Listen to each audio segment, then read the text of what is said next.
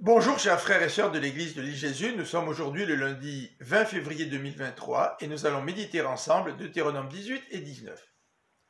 Deutéronome 18, versets 1 à 13. Il est question des prêtres et des lévites qui n'auront aucun héritage ni aucun patrimoine en Israël, car l'Éternel sera leur héritage et leur patrimoine.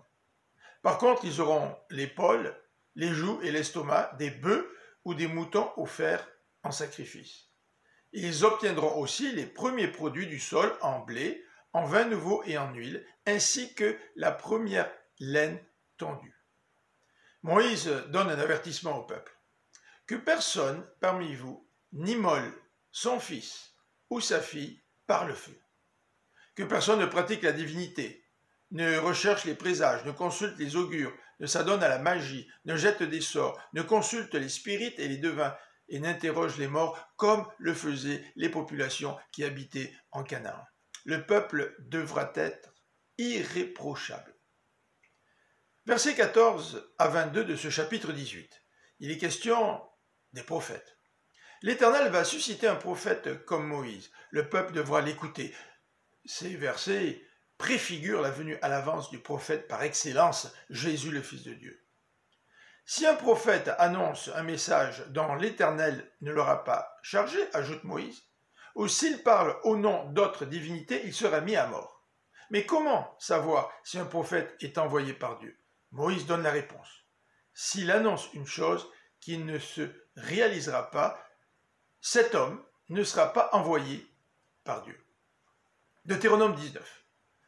Moïse parle tout d'abord des 3 villes de refuge qui devront être installé dans le pays promis, qui sera lui-même divisé en 3 districts. Il comprendra donc une ville refuge par district, pour permettre à un meurtrier qui aura accidentellement tué son prochain de s'y réfugier. Par contre, celui qui tuera une personne avec préméditation ne sera pas épargné, il mourra. Moïse demande aussi au peuple de respecter la propriété foncière, c'est-à-dire, pour faire un parallèle avec aujourd'hui, de ne pas truquer les certificats de localisation. Moïse va aussi donner des recommandations concernant le témoignage. La culpabilité d'un homme sera établie par le témoignage de 2 ou 3 témoins. Les témoins devront être honnêtes, sans quoi ils mériteront le châtiment de quelqu'un condamné à tort à cause de leur faux témoignage. La règle que Moïse présente, c'est vie pour vie, œil pour œil, dent pour dent, etc. Cette règle garantit un juste jugement et limite les possibles effets dévastateurs de la vengeance.